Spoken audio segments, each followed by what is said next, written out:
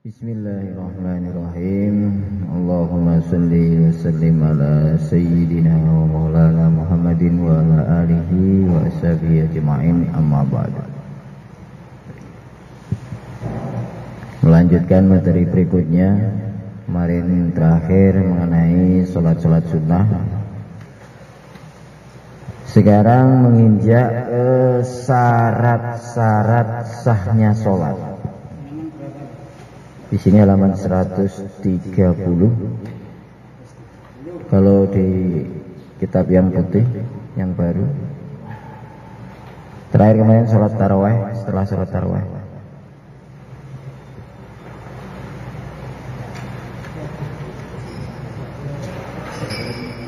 Jadi dalam sholat kemarin ada syarat wajib sholat, ada syarat sahnya sholat. Kemarin yang awal syarat wajib sholat ada 3, Islam, balik, dan berakal. Ya, sekarang syarat sah mengerjakan sholat. Ada syarat, ada rukun nanti. Namanya syarat ini berkaitan dengan sebelum menjalankan sholat. Ya, itu namanya syarat. Kalau sudah masuk dalam forum sholat namanya rukun sholat. Jadi antara syarat dan rukun bedanya, kalau syarat ini sebelum menjalankan perkara tersebut.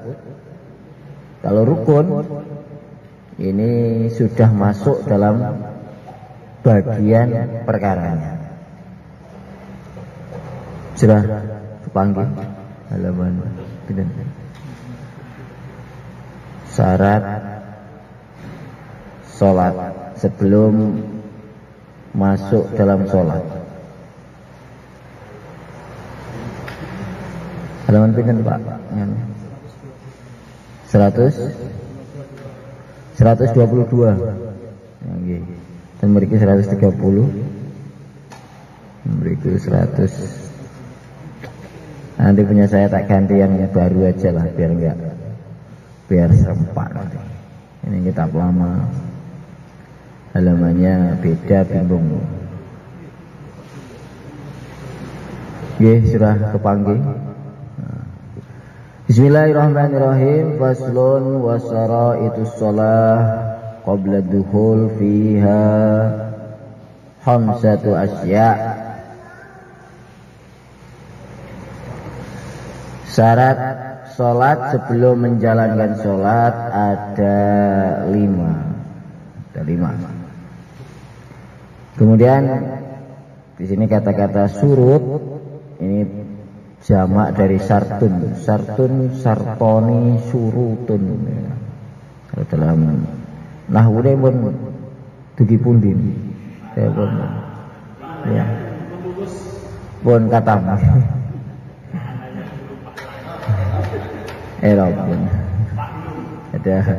Ada isim mu'rab itu kan ada 7, diantaranya jamak taksir ini surutun.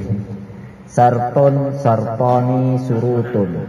Kalau sartun 1 syarat, sartoni 2 syarat, kalau surutun beberapa syarat. Jam'u sartin. Syarat secara bahasa artinya tanda untuk masuk, sudah mau masuk menjalankan perkara tersebut. Sedangkan secara syarat, secara istilah namanya syarat itu adalah tatawaqqafu sihhatus shalat, sesuatu yang dibutuhkan untuk keabsahan sholat, sesuatu yang dibutuhkan untuk mengesahkan sholat. Maknanya sholat tidak akan sah kalau tidak ada syarat-syarat tersebut. Jadi syarat itu untuk menjadikan sholat menjadi sah. Dan ia bukan termasuk bagian dari sholat. Maknanya dikerjakan sebelum sholat. Namanya syarat itu sebelum menjalankan perkaranya itu.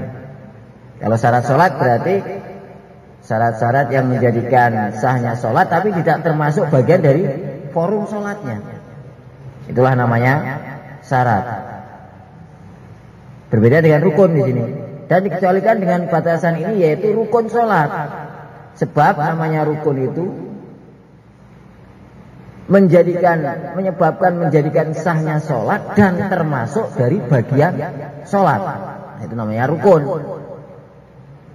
Seperti takbir, baca Fatihah, ini kan sudah masuk dalam forum sholatnya, sehingga itu dikatakan rukun.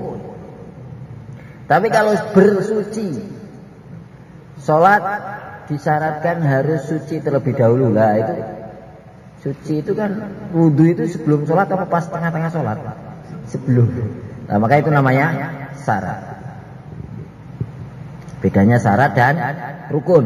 Kalau syarat itu menjadikan sah dan tidak termasuk dari bagiannya, tapi kalau rukun menjadikan sah dan termasuk bagiannya, bagian daripada perkaranya itu.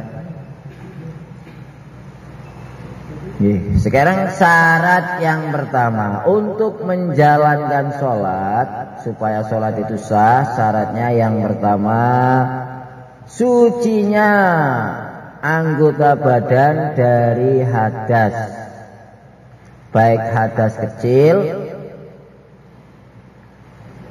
ataupun hadas besar. Hadas kecil ya tidak punya wudhu, itu namanya hadas kecil. Kalau hadas besar itu jinabah, yang menyebabkan mandi itu namanya hadas besar. Kalau yang menyebabkan wudhu namanya hadas kecil. Nah, sebelum sholat disyaratkan harus anggota kita suci dari itu semua. Ini kalau mampu dan ada yang digunakan untuk bersuci. Sekarang kalau tidak ada alat untuk bersuci, mau wudhu nggak ada air, mau tayamum nggak ada debunya, air nggak ada, debu nggak ada, terus bagaimana ini? Sedangkan syarat sholat harus suci. Akhirnya dia tidak bisa bersuci. Apakah terus tidak sholat? Tetap wajib sholat dalam kondisi tidak punya suci. Cuma nanti wajib mengulangi. Nah, di sini ada pun orang yang tidak mampu melakukan bersuci dari hadas kecil atau hadas besar karena situasi dan kondisi yang tidak memungkinkan, maka sholat dalam kondisi seperti itu tetap dianggap sah, sholatnya sah, walaupun nggak punya wudhu, nggak punya wudhu atau nggak punya tayamum, tetap sholatnya sah, cuma nanti dia wajib mengulangi. Lah sholatnya itu untuk menggugurkan kewajiban supaya tidak dikatakan orang yang meninggalkan sholat. Sehingga saking pentingnya sholat itu walaupun syaratnya nggak ada pun tetap dijalankan. Yang fungsinya supaya tidak dianggap orang meninggalkan sholat, walaupun nanti tetap wajib qadha. Misalnya di kendaraan, di mobil, naik bis, wudhu nggak bisa, tayamum juga nggak bisa, mau memberhentikan juga nggak ada kekuatan. Akhirnya ya sholat dengan apa adanya, dengan duduk sebisanya, walaupun tidak punya wudhu, tetap sholat. Cuma nanti wajib qadha. Nah, sholatnya sah nggak itu nggak punya wudhu? Sah.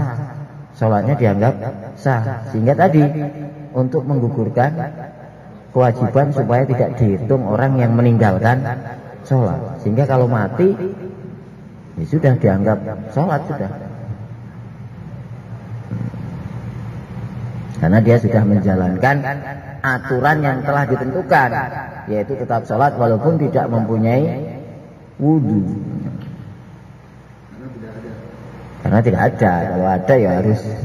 Makanya di sini kan karena situasi dan kondisi yang tidak memungkinkan.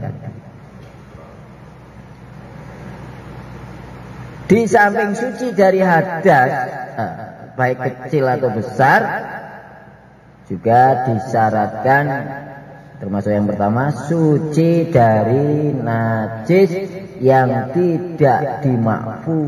Dimaafkan itu dimaafkan.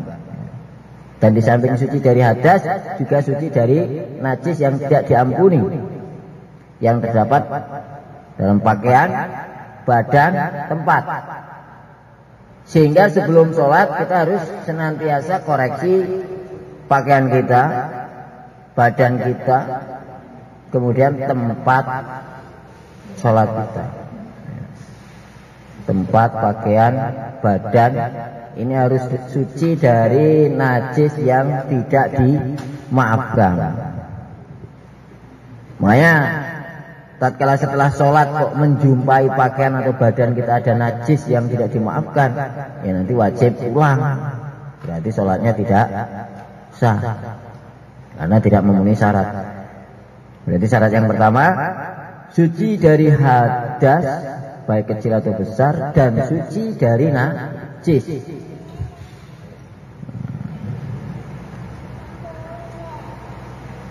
Tempat yang dianggap dijadikan syarat suci itu tempat yang pas kita gunakan baik untuk sujud, duduk dan sebagainya. Adapun yang sejajar atau bertepatan saja tapi tidak mengenai kita, ini tidak masalah. Cuma nanti makruh hukumnya sholat sejajar dengan najis. Misalnya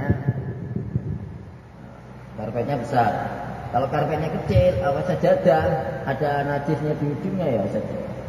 Jadi pakai sajadahnya lebih suci. Tapi kalau besar yang sekiranya kalau kita sholat tidak ikut gerak, nah ini kalau ada najis di ujung sana ataupun di sini, yang penting tidak mengenai badan kita.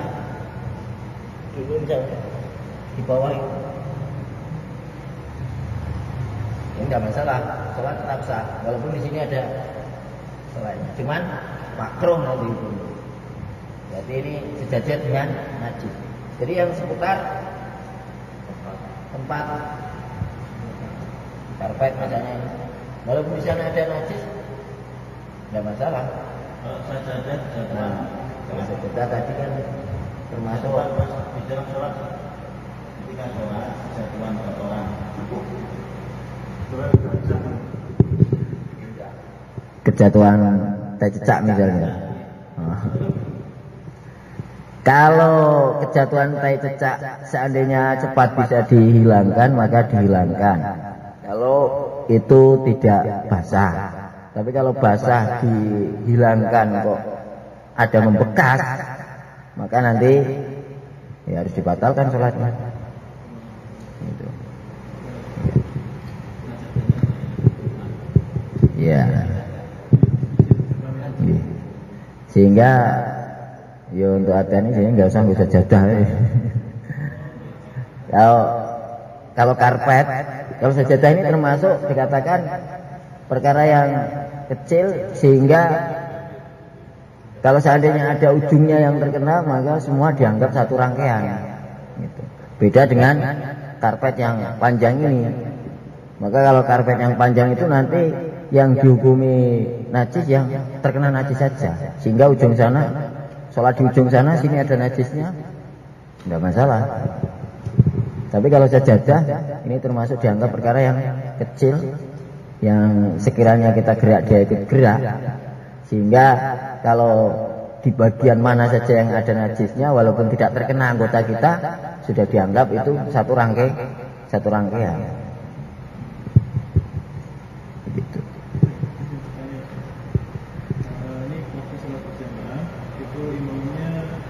Tidak tahu kalau bajunya itu ada talinya. Terus saya sholat itu di belakangnya imam. Itu langkah yang paling baik untuk saya itu bagaimana aja. Kalau saya ingatkan, nah setelah berjamaahnya semuanya nanti buyar juga. Tapi kalau saya ikuti yang tahu najisnya saya, itu bagaimana ya? Apa dibiarkan sampai selesai atau seketika itu langsung kami ingatkan? Mengingatkan, yang tahu mengingatkan, dibatalkan. Waktu sholat masih berjalan? Ya, karena itu nanti nggak sah kan? Nggak sah. Cuman permasalahannya nanti kalau seandainya sudah selesai, nggak ada yang tahu misalnya. Kalau ada yang tahu maka seketika itu dikasih tahu. Sehingga kan termasuk syarat ini harus dicek terus ini. Seperti tadi disampaikan, sebelum sholat harus dicek pakaian, badan dan tempat. Jangan sampai ada najis. Maka termasuk sunnahnya sebelum sholat itu untuk menghadap ke bawah, ke tempat sujud. Sebelum takbir itu disunahkan untuk melihat ke tempat sujud yang fungsinya supaya mengecek nanti ada najisnya apa tidak. Cuman kalau sudah selesai baru tahu imamnya, makmumnya nggak tahu, imamnya yang tahu. Bas, ternyata ada najisnya. Maka diem aja, nggak usah berisik. Karena orang yang di belakang, selagi dia berkeyakinan bermakmum kepada orang yang sah sholatnya, maka dihukumi sah. Nah kalau kita sampaikan, woi sholat diulangi, saya ada najisnya, gua malah ulangi kabeh nanti. Berarti akhirnya kan menjadikan keyakinannya berubah kan. Tapi kalau kondisinya kita tahu, maka harus dikasih tahu. Kalau enggak, kita niat mufarokoh. Kita, ya kita sendiri. Kemudian nanti setelah sholat kita kasih tahu. Misalnya kita tok yang tahu, yang lainnya nggak tahu. Ya nggak usah, yang lainnya nggak usah kita kasih tahu. Imamnya aja, supaya imamnya mengulangi. Yang lainnya bagaimana ini? Bisa. Karena menurut mereka dia bermakmum kepada orang yang sah sholatnya. Sujudnya bareng juga. Sujud rukunya bareng. Boleh bareng. Kecuali kalau di situ sampai menanti lama. Tapi umumnya kalau sholat kan nggak ada. Apalagi di desa sholat yang sampai sujud lama, bacaannya lama kan nggak ada. Cepat. Super gaspol. Gaspol remblong. Ya kalau seandainya ya seperti tadi pilihannya bisa kita niat mufarokoh, ataupun kalau memungkinkan kita kasih tahu kita batalkan sholatnya. Tapi kalau misalnya sudah hampir selesai, kalau mungkin kalau baru mulai rakaat pertama kita batalkan mungkin tidak masalah. Batalkan berarti jamaah Ulang lagi, iya. Berarti kalau dibaca langsung imam? Bukan, bisa langsung dibatal. Karena yang nggak sah kan cuma imamnya. Imamnya ke belakang terus yang belakang langsung maju. Iya, menggantikan. Iya, seperti itu. Ada lagi masalah najis. Ya kalau tai cecak jatuh di baju, kalau bisa disingkirkan, maka disingkirkan. Tapi kalau basah disingkirkan kok masih membekas, ya batal sholatnya. Wudunya tidak batal. Ini aja dibersihkan, kemudian sholat lagi.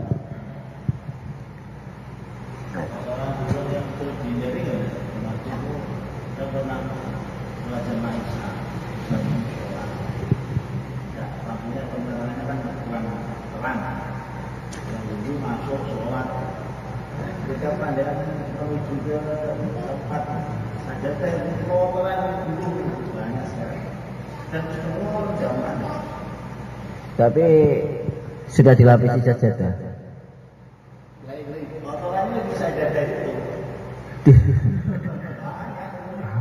Jadi nanti termasuk di Mabu. Di sini kan yang disyaratkan adalah najis yang tidak dimaafkan. Jadi di antara najis ada yang dimaafkan, termasuk kemarin dulu sudah pernah disampaikan, termasuk kotoran-kotoran burung atau tai-tai tikus, tai-tai kelelawar yang di situ memang sudah jadi merata, susah dihindari, itu dimaafkan nanti. Kalau dalam kondisi kering, kalau masih basah kelipuk-kelipuk ya.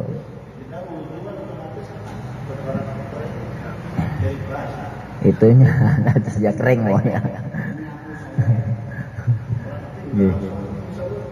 Dimaafkan, termasuk tai-tai burung itu termasuk dimaafkan. Kalau seandainya juga ada pendapat yang mengatakan hewan yang kotorannya hewan yang halal itu dianggap suci. Kebanyakan dari mazhab Hanafi. Cuman dari mazhab Syafi'i sendiri ada ulama yang berpendapat seperti itu juga.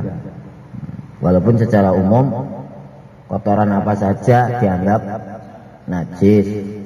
Cuman dari mazhab lain, bahkan sedikit dari mazhab kita ada yang mengatakan kotoran hewan yang halal dimakan itu dianggap suci. Suci bukan halal. Sehingga kalau kita ke India misalnya, habis bersih-bersih kandang kambing langsung sholat. Karena menurut mereka kotoran kambing, kotoran sapi tidak najis, suci.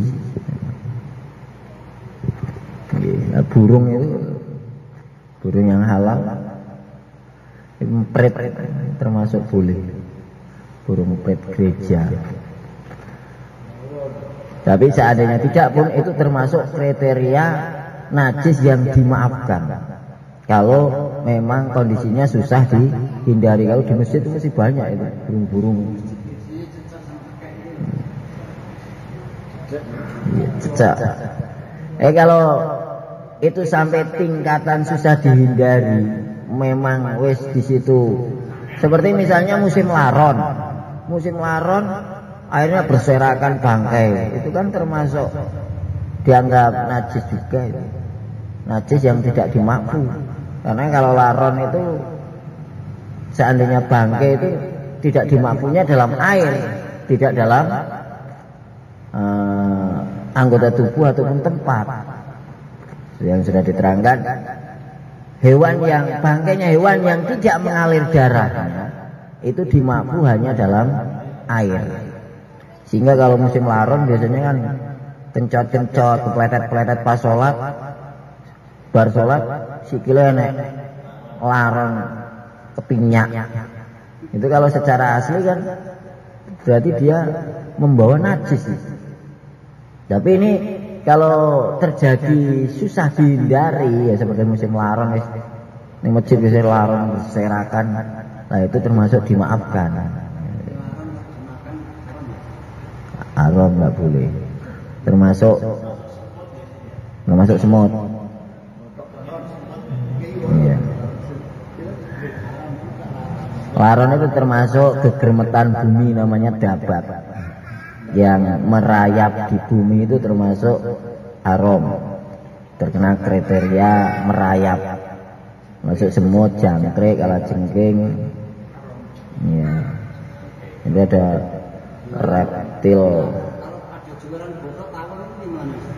Tawon atau telurnya tawon? Tawon. Ya tidak boleh. Itu telur apa tawon? Tapi biasanya telur cik. Kalau berupa wujud tawon tidak boleh. Tapi kalau masih berupa telur, sikat.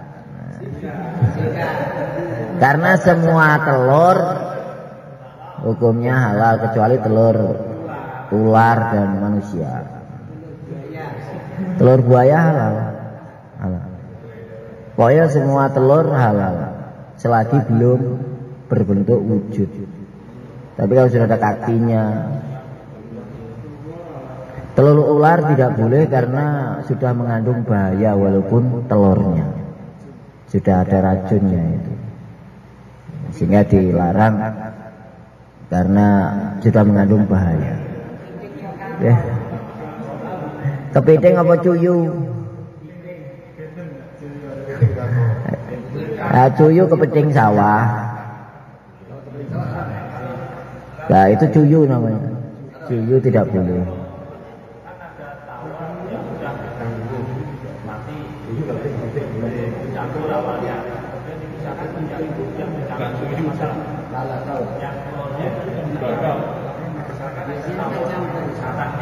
Ya. Tidak masalah. Walaupun itu bersentuhan dengan bangkai ibaratnya. Ya. Sebagaimana buah-buahan yang di situ ada ulatnya mati di situ.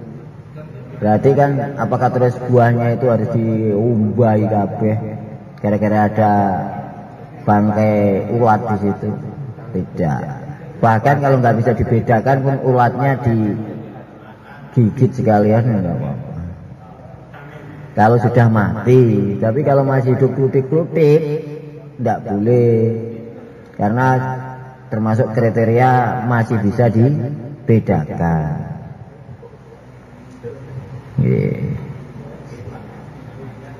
Hewan ini sing jelas-jelas halal, ora usah sing aneh-aneh. Lah ayam, kambing sih, sing aneh-aneh. Secara umum kalau kita itu yang masih normal itu mesti dalam hati itu kalau perkara itu nggak jelas dalam hati itu mesti nggak enak. Memakannya itu nggak selos yang halal, yang jelas halal. Sehingga mesti dalam hati kecil itu akan muncul keraguan-keraguan. Lah kalau seperti itu berarti kata baginda Nabi dak mayaribuk ila mayaribuk. Tapi biasanya kalau sudah termasuk tentara-tentara biasanya kalau di hutan apa yang ada, apa yang ada itu kalau itu sudah tingkatan darurat itu beda lagi. Kalau darurat yang haram pun jadi halal tapi secukupnya, jangan mentang-mentang halal semua sikat sak warke. Kalau di hutan nggak ada makanan, adanya ular ya bismillah, lain lagi.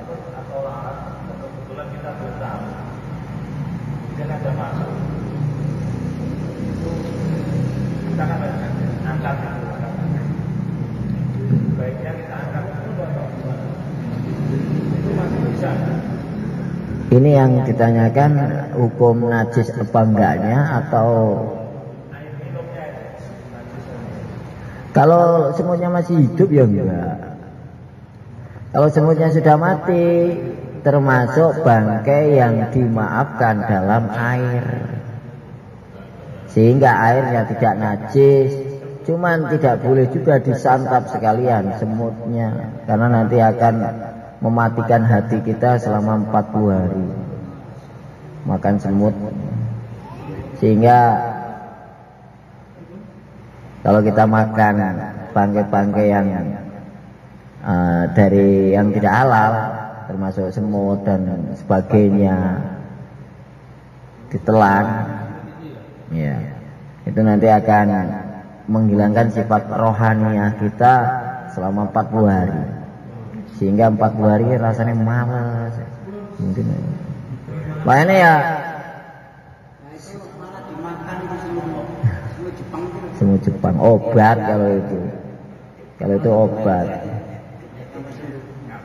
Tapi dalam menentukan obat dari perkara yang tidak halal itu nanti harus ada rekomendasi, ada syarat-syaratnya. Di antaranya yang pertama tidak ada obat yang halal.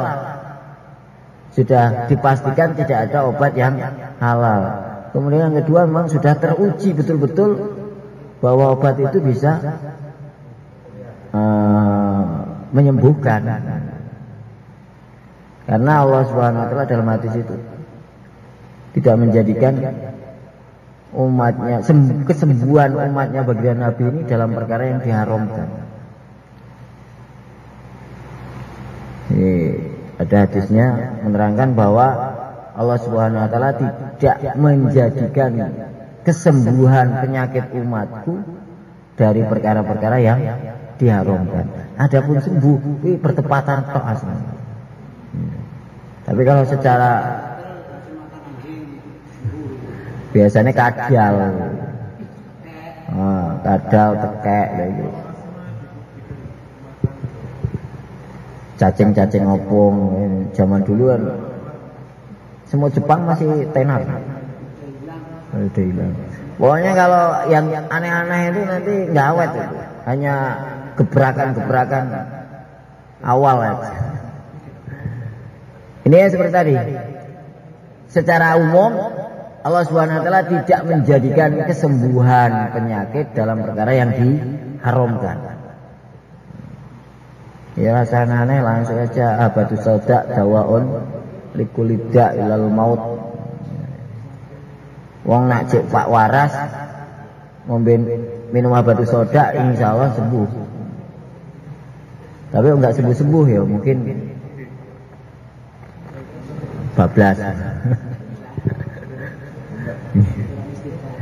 Ya kadang kurang sabar aja. Pengennya langsung loro langsung mari sulapan. Loro mari.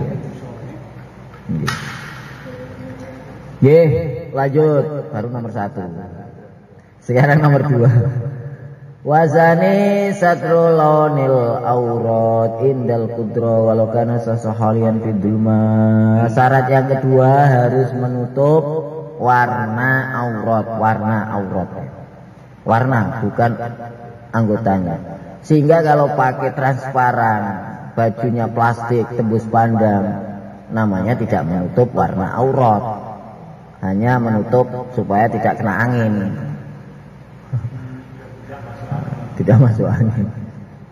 Kalau transparan mending pakai baju yang transparan tembus pandang, tidak dikatakan menutup aurat. Menutup aurat itu warna yang ditutup.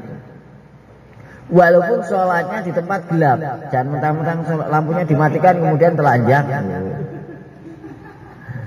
Nah di sini sekalipun seorang berada dalam keadaan gelap, tetap wajib menutup aurat. Tapi seandainya memang kepepet, baju nggak punya, tapi zaman sekarang nggak punya baju dia. Orang miskin aja bajunya selemari tumpuk, sak tumpuk undung. Orang miskin aja itu bajunya. Lah ini, tapi kalau seandainya betul-betul ada kayak zaman dulu kan, bajunya cuma 1 atau bajunya 2, 1 dicuci, 1 dipakai. Nah ini, nggak betul-betul nggak punya, maka boleh sholat sambil telanjang. Walaupun berjamaah. Dan nanti tidak sholatnya tidak terus pakai isyarah, rukuk dan sujudnya tetap seperti biasa. Ini seandainya kalau betul-betul nggak punya. Ya tapi sekarang kan nggak ada. Bahkan kalau dipinjemin orang pun nggak wajib menerima. Nggak wajib menerima. Ya sholat telanjang. Dan tidak wajib mengulang nanti kalau seandainya punya pakaian. Ini kalau seandainya nggak punya loh. Ataupun punya, cuman ada najisnya yang susah dihilangkan. Seandainya untuk menghilangkan, menghabiskan waktu sampai keluar waktu sholat.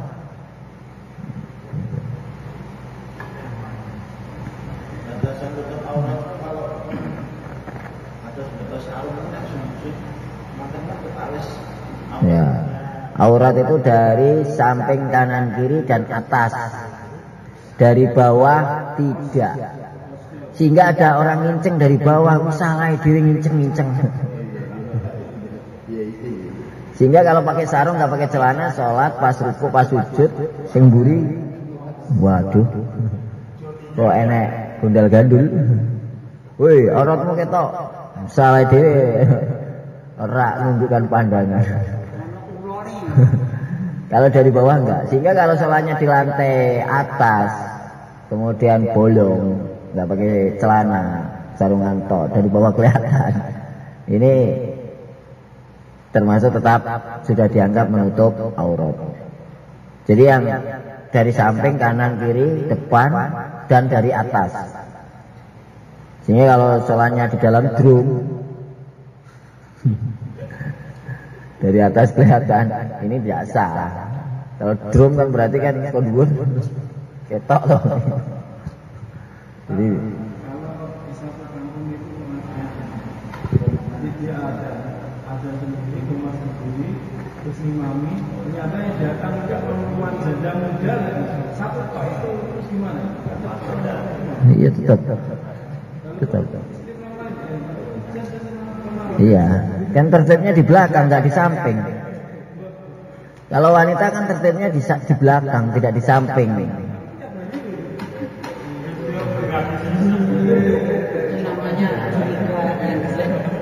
Itu sudah nggak datang, mencurigai yang datang.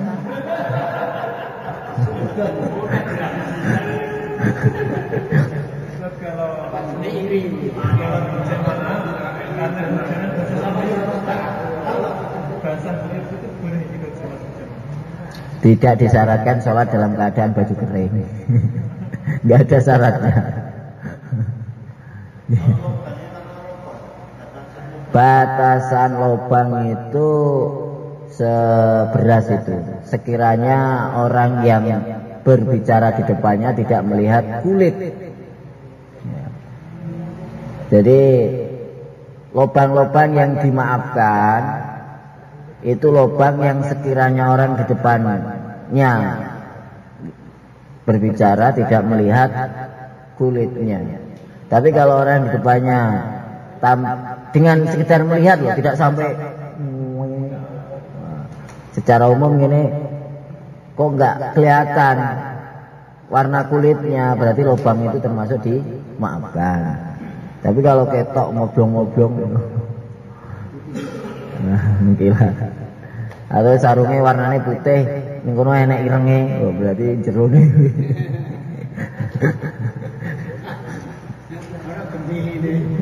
Yeah. Ya. Dari sini, jadi seandainya ia tidak mampu untuk menutup auratnya, maka ia boleh sholat dalam keadaan telanjang. Dan bagi orang tersebut tidak perlu melakukan dengan cara isyarah sewaktu hendak rukuk dan sujud, tetapi ia harus melakukan sholat dengan cara sempurna, dan nanti tidak ada harus mengulang kembali sholatnya. Ini ketika sholat. Menutup aurat ini juga wajib juga di luar sholat. Kita tengok setelahnya. Syarat menutup aurat tersebut harus menggunakan pakaian kain yang suci dari najis. Auratnya wajib ditutup, yang digunakan untuk menutup juga pakaian yang suci. Sehingga kalau ada, tapi ada najisnya dan sekiranya untuk mencucinya susah sampai menghabiskan waktu, ya berarti sholat sambil telanjang aja. Dan wajib pula, nah ini ibarat yang menerangkan wajib menutup aurat di luar sholat. Jadi menutup aurat itu tidak pas sholat saja, habis sholat langsung copot-copot katok pendek. Nah ini menutup aurat di samping di dalam sholat juga di luar sholat. Nah ini, dan wajib pula menutup auratnya sewaktu di luar sholat. Tapi wajibnya di sini dari penglihatan orang lain. Tapi kalau dari diri sendiri ini tidak wajib, tapi sunnah. Jadi menutup aurat dari mata kita sendiri tidak wajib. Sehingga hukumnya sekedar makruh, deloki dhewe. Nah ini kalau kita melihat aurat kita sendiri, hukumnya makruh. Ya. Tapi kalau dilihatkan kepada orang, hukumnya haram. Karena mengumbar aurat. Ini membicarakan masalah hukum ya. Adapun prakteknya di masyarakat, iya. Makanya sekarang ini orang berbuat dosa tapi tidak merasa dosa. Buka aurat di depan umum ini termasuk dosa. Dosa kecil. Walaupun dosa kecil tapi istiqomah tiap hari, nanti bisa jadi dosa besar. Dan kalau ditanya merasa tidak punya dosa. Padahal membuka aurat itu sudah, kalau di depan umum.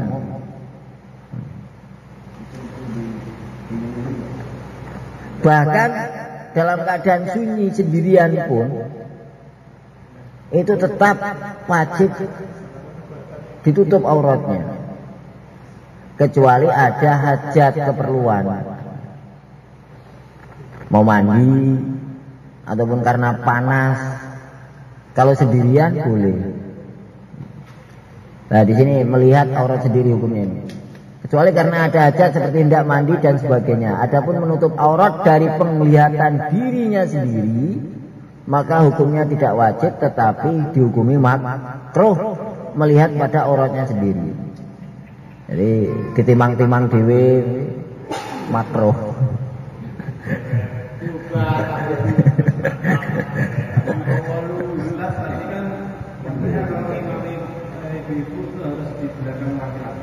Ibu-ibunya yang di belakang.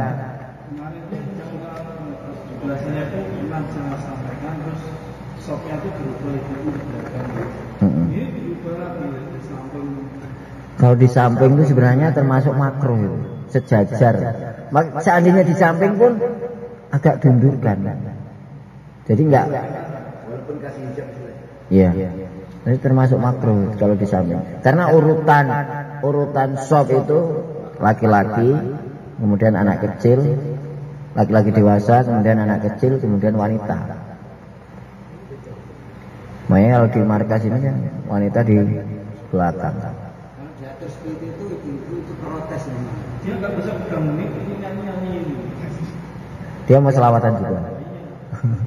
Karena sampai itu apanya nggak bisa pegang ini. Misalnya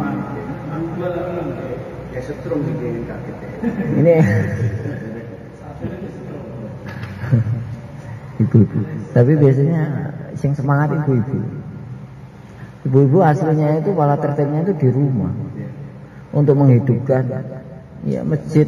Bahkan iktikafnya ibu-ibu ya, di rumahnya masing-masing. Suara kalau menimbulkan fitnah itu haram juga. Bukan makruh lagi. Kalau sampai menimbulkan fitnah. Kita dakwahnya di situ perhubungan sama pusing juga gitu. Jangan melihat orangnya. Melihat. Pakai satir. Tapi di pengajian itu sudah terbiasa. Jadi tanya depan itu sudah biasa. Kalau ada orang mengatakan saya sudah biasa dengan wanita, itu ada dua kemungkinan. Yang pertama bohong, yang kedua memang error. Iya. Sudah wataknya laki-laki dengan wanita mesti ada respon. Ini yang normal. Kok mengatakan walah saya biasa? Ini ada dua kemungkinan. Yang pertama bohong, yang kedua memang dia error. Ini tidak normal. Karena memang sudah dinas bahwa zuyina lin-nasi hubus syahwati minan nisa wal banin. Ada mesti sedikit banyak mesti akan ada respon. Kalau nggak kita ya nanti sebagaimana kita melihat wanita tidak boleh, itu wanita melihat kita itu sebenarnya juga tidak boleh. Ya.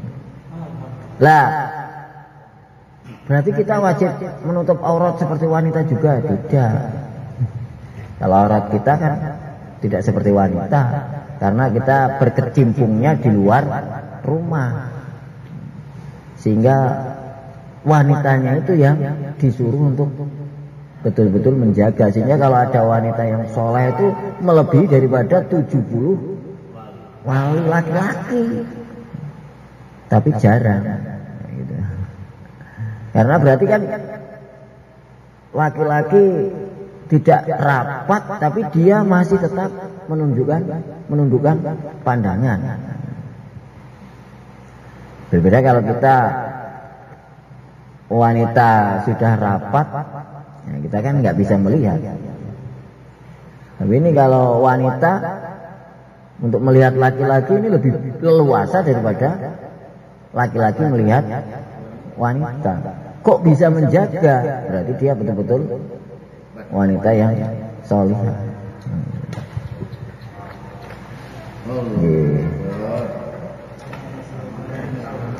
Nah, sekarang batasan aurat. Auratnya laki-laki. Auratnya kaum laki-laki itu suatu anggota yang berada di antara pusar dan lutut, di antara. Sehingga sebenarnya lutut itu tidak termasuk dari aurat. Lututnya. Ya, lutut. Karena yang aurat itu anggota antara lutut dan pusar. Maknanya lututnya tidak termasuk. Kecuali kalau bahasanya mulai pusar sampai lutut. Nah ini lutut termasuk. Tapi ini anggota di antara. Berarti yang di antara. Sehingga lututnya tidak. Secara asli seperti itu. Cuman untuk menjadikan anggota antara lutut dan pusar itu menjadi sempurna, tidak bisa sempurna kecuali menutup lututnya itu sendiri. Ini nganggo pakaian ngepres, katoke ngepres. Ketika berdiri iya, lutut kelihatan, anggota di atas itu nggak kelihatan. Tapi ketika duduk, ketika jongkok, ketika mesti akan kelihatan. Sehingga menutup lutut akhirnya termasuk wajib juga untuk menyempurnakan anggota yang diantara lutut dan pusar tadi. Walaupun itu laki-laki semua. Iya. Untuk pemakaian di bulu tangkis itu semua tuh. Kalau di atas itu tetap buka aurat ya. Iya, termasuk buka aurat. Makanya pakai apa? Pakai deker atau pakai apa? Enggak, yang biasa untuk lutut itu apa namanya? Agnes. Yang tipis itu ya. Bukan yang tipis, yang kayak karet itu loh.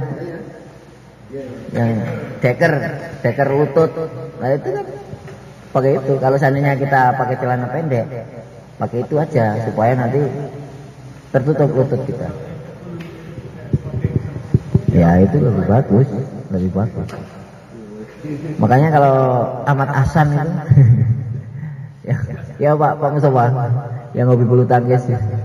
Kalau kita tengok yang Islam itu ketika main bulu tangkis masih pakai stocking sampai bawah. Gitu. Seandainya sholat sudah menutupi itu, sudah dianggap sholatnya sah. Tapi yo nggak adab, masuk katoan tok sholat. Yo sah, tapi kurang adab.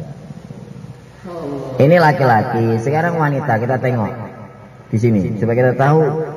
Kita mencari auratnya wanita di luar sholat seluruh anggota badan, nggak usah pakai kitab yang tebal-tebal. Di sini ada. Tengok setelahnya. Sedangkan auratnya kaum wanita yang merdeka sewaktu hendak melakukan sholat, yaitu seluruh anggota badan selain wajah dan kedua telapak tangannya. Ini sewaktu melakukan sholat. Baik bagian muka belakang atau yang dalam batin, hingga sampai ke batas kedua pergelangan tangan. Nah setelahnya baru, ini mungkin bisa digarisbawahi supaya adapun batas aurat perempuan merdeka sewaktu di luar sholat ialah seluruh badannya. Nah ini nggak usah pakai kitab tebal-tebal, sehingga kadang-kadang mungkin karena jarangnya, bahkan yang protes itu adalah kalangan dari pesantren. Itu apa itu? Pakai cadar, pakai dalilnya mana? Enggak usah kita tinggi-tinggi, ini aja loh. Sudah jelas itu. Adapun batas aurat perempuan merdeka sewaktu di luar sholat ialah seluruh badannya. Jelas kan ini? Seluruh badannya. Walaupun mata sebenarnya ditutup juga. Kedua-duanya. Ya. Enggak, ini kan kecuali toh. Kalau telapak tangan baik batin atau dohir ini kan yang kecuali. Dalam sholat seluruh anggota badan kecuali muka dan telapak tangan. Telapak tangan baik bagian dalam ataupun bagian luar. Ustaz, kalau tangannya ditutup lebih bagus. Ya, boleh. Kalau muka ditutup, nanti jidatnya. Kalau di sampingnya ada laki-laki yang bukan mahram, ditutup, wajib ditutup. Tapi jidatnya harus dibuka, karena jidatnya yang harus menempel. Jadi pakai cadar aja. Hidung kan tidak wajib. Hidung menempel tidak wajib. Yang wajib itu sebagian daripada jidat. Yang wajib yang ditempelkan itu termasuk anggota jidat.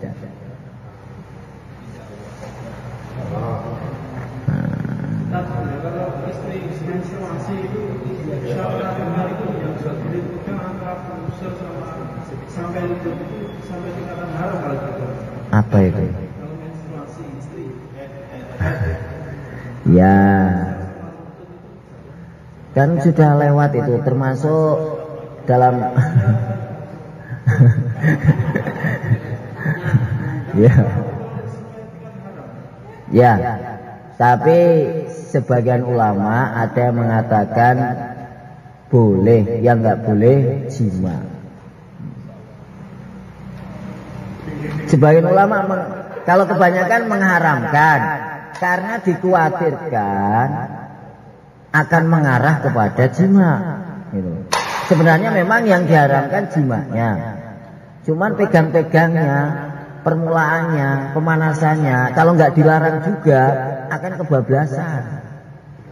Sehingga tidak boleh. Kebablasan. Dan kemungkinan besar mesti kebablasan. Sing cek nom-nom nggih sabar. Dari pertanyaan untuk menyikapi jamaah perempuan jamaah laki-laki dengan ustadznya biar tidak keberatan kalau bagaimana cara menyampaikannya berubah. Dikasih tempat sendiri-sendiri, kasih satir.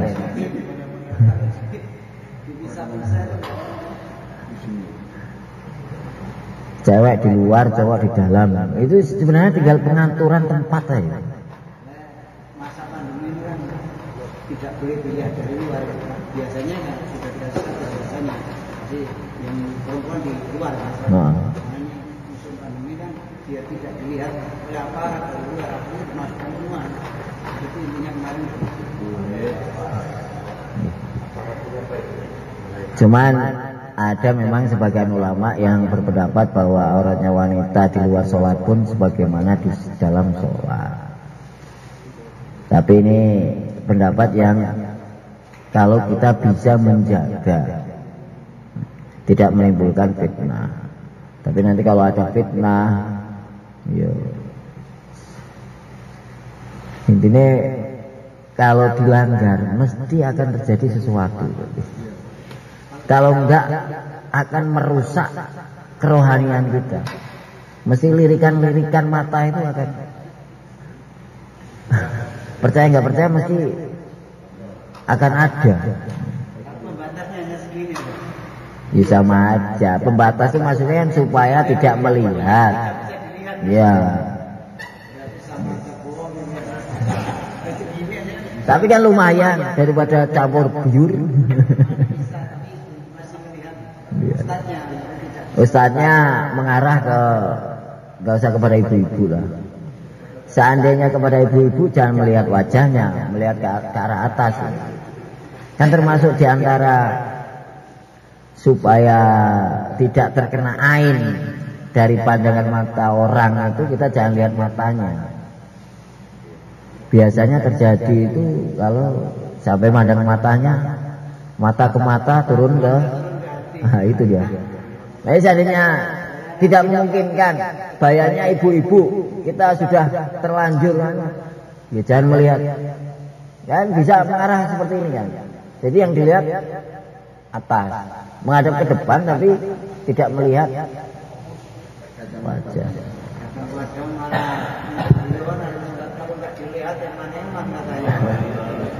Ya itu urusan lain nih bisa nih. Ya, insyaallah semoga Allah Subhanahu wa taala terima, kita lanjutkan nanti pertemuan yang akan datang. Intinya nak dicampur karo nafsu iki wis angel. Campurane nafsu iki pengene oleh kabeh. Nggih.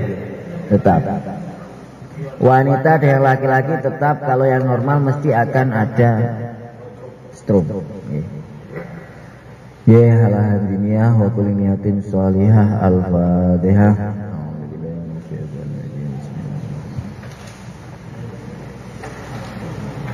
Subhanallah, Assalamualaikum warahmatullahi wabarakatuh.